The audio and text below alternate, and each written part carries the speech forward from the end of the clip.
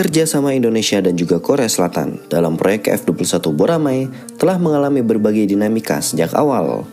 Indonesia awalnya berkomitmen untuk membiayai 20% dari total anggaran proyek yang mencapai 6,7 miliar US dollar. Kesepakatan ini dimulai pada tahun 2010 dengan penandatanganan nota kesepahaman antar kedua negara. Pada tahun 2015, kontrak resmi ditandatangani dan Indonesia mulai mengirimkan teknisi dan insinyurnya ke Korea Selatan untuk berpartisipasi dalam pengembangan pesawat ini. Seiring berjalannya waktu, proyek F-21 menghadapi berbagai tantangan, termasuk keterlambatan pembayaran dari Indonesia karena kendala anggaran. Selain itu, muncul isu pada tahun 2021 silam yang menyebutkan bahwa salah satu insinyur PT Dirgantara Indonesia diduga terlibat dalam pencurian data terkait proyek ini. Tuduhan ini sempat menimbulkan ketegangan antara kedua negara, meskipun hingga kini belum ada bukti kuat yang mengarah pada keterlibatan Indonesia dalam spionase industri. Hal ini menambah kompleksitas hubungan antara Indonesia dan Korea Selatan dalam proyek F-21. Pada awalnya, proyek pesawat ini dirancang untuk melibatkan Indonesia secara penuh, termasuk dalam transfer teknologi dan juga hak untuk memproduksi. Namun, Amerika Serikat tiba-tiba membatasi akses ke Indonesia terhadap beberapa teknologi kunci seperti radar AESA, sistem peperangan elektronik, dan integrasi persenjataan tertentu. Hal ini tentu memicu kekecewaan dari Indonesia yang menganggap Korea Selatan seharusnya mempertahankan kesepakatan awal tanpa tunduk pada tekanan eksternal. Sebagai respon atas perubahan tersebut, Indonesia mengajukan negosiasi ulang terkait kontribusi pembiayaan. Dari komitmen awal sebesar 1,1 miliar US dollar, Indonesia akhirnya disetujui untuk hanya membayar 411,5 juta US dollar. Keputusan ini didasarkan pada pengurangan hak akses teknologi yang didapat oleh Indonesia sehingga dianggap wajar jika kontribusinya juga mengalami penyesuaian sesuai dengan manfaat yang akan diperoleh. Meskipun banyak komplain terkait akses teknologi, Kementerian Pertahanan Indonesia sendiri tetap menunjukkan niat baik dengan terus melunasi pembayaran proyek ini. Dalam anggaran tahun 2025, pemerintah telah menyiapkan dana untuk membayar iuran yang tersisa.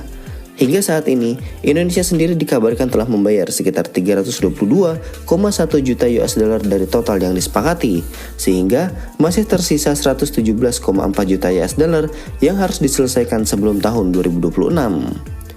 Pengurangan kontribusi tentu berdampak pada terbatasnya transfer teknologi yang akan diterima.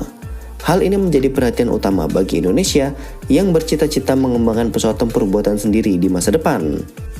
Jika akses teknologi semakin terbatas, maka peluang Indonesia untuk membangun industri kedirgantaraan yang mandiri juga akan semakin sulit. Salah satu solusi yang dapat dilakukan adalah dengan menegosiasikan ulang hak produksi F-21 agar PT Dirgantara Indonesia tetap memiliki peran yang sangat signifikan. Dengan begitu, Indonesia dapat mendapatkan pengalaman dalam memproduksi komponen pesawat tempur dan memperoleh keterampilan teknis yang dapat dikembangkan lebih lanjut. Indonesia juga dapat menuntut program pelatihan yang lebih intensif bagi para teknisi dan insinyurnya agar tetap mendapatkan pengalaman langsung meskipun akses ke teknologi inti tertentu telah dibatasi. Dengan demikian, Indonesia tetap memiliki sumber daya manusia yang siap jika di masa depan ingin mengembangkan pesawat tempur secara mandiri. Selain itu, Indonesia juga bisa mempertimbangkan untuk bergabung dengan proyek KAN yang sedang dikembangkan oleh Turki. Proyek ini menawarkan fleksibilitas yang lebih besar dalam hal transfer teknologi karena Turki memiliki lebih banyak kendali dalam pengembangannya dibandingkan Korea Selatan dalam proyek F-21. Jika Indonesia bergabung lebih awal, maka peluang untuk mendapatkan peran yang lebih besar dalam desain dan produksi akan lebih terbuka. Keunggulan lain dari proyek KAN adalah minimnya keterlibatan Amerika Serikat. Ini berarti lebih sedikit pembatasan dalam akses teknologi. Jika Indonesia serius ingin memiliki pesawat tempur generasi kelima dengan transfer of teknologi yang lebih luas, maka bergabung dengan proyek KAN akan menjadi alternatif yang lebih menarik dibandingkan melanjutkan ke F-21 dengan keterbatasan akses kepada teknologi. Selain bergabung dengan proyek Turki, Indonesia juga bisa meningkatkan kerjasama dengan Prancis. Negara ini telah menunjukkan kemauan untuk berbagi teknologi dengan Indonesia. Terbukti dari akuisisi pesawat Rafale yang juga disertai dengan program transfer teknologi yang signifikan. Jika Indonesia dapat memperluas kerjasama dengan Prancis, ada kemungkinan besar teknologi pesawat tempur bisa diperoleh dalam jangka panjang. Prancis juga memiliki industri kedirgantaraan yang sangat maju dan kurang terpengaruh oleh kebijakan pembatasan teknologi, terutama dari Amerika Serikat. Kerjasama yang lebih erat dengan Prancis bisa memberikan Indonesia peluang untuk memperoleh teknologi radar, avionik, dan sistem persenjataan yang lebih modern tanpa banyak hambatan. Jika Indonesia tetap ingin mengembangkan pesawat tempur sendiri, maka bisa juga menggunakan pendekatan yang lebih realistis adalah dengan mengadopsi strategi hybrid. Artinya, Indonesia bisa menggabungkan beberapa teknologi dari negara-negara yang bersedia untuk bekerja sama sehingga tidak tergantung pada satu mitra saja. Pendekatan ini dinilai akan lebih fleksibel dan bisa membuat Indonesia menghindari tekanan politik yang sering terjadi dalam proyek pertahanan internasional. Sebagai contohnya, Indonesia bisa memperoleh mesin dari negara-negara seperti Inggris atau Prancis, radar dari perusahaan Eropa, dan sistem persenjataan dari mitra lain yang tidak memiliki batasan ekspor yang ketat. Dengan pendekatan ini, pesawat tempur buatan Indonesia bisa menjadi kenyataan dalam beberapa dekade mendatang.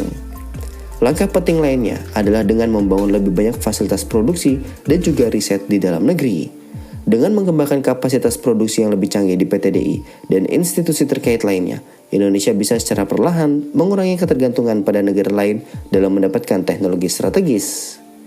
Pada akhirnya, keputusan Indonesia untuk mengurangi kontribusi dalam proyek F-21 tentu memiliki konsekuensi yang sangat besar, tetapi di sisi lain juga membuka peluang baru dalam pengembangan industri pertahanan nasional.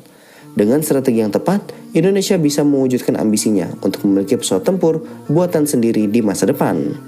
Jika Indonesia mampu menjalankan strategi ini dengan konsisten, maka dalam jangka panjang, kemandirian pertahanan bukanlah hal yang mustahil. Meskipun tantangan tetap ada, tetapi dengan kerjasama yang tepat dan strategi yang lebih fleksibel, Indonesia bisa mencapai tujuannya untuk menjadi pemain utama dalam industri kedirgantaraan global. Untuk proyek F-21 Boramae sendiri, yang awalnya menjanjikan masa depan cerah bagi industri dirgantara Indonesia, ternyata menghadapi banyak kendala. Pengurangan terhadap akses teknologi, tuduhan pencurian data, serta berbagai permasalahan lainnya membuat Indonesia tidak lagi menjadikan KF-21 sebagai stimulan utama dalam membangun industri pertahanan udara. Sebaliknya, Indonesia mulai mencari alternatif lain yang lebih menjanjikan untuk mendapatkan teknologi pesawat modern.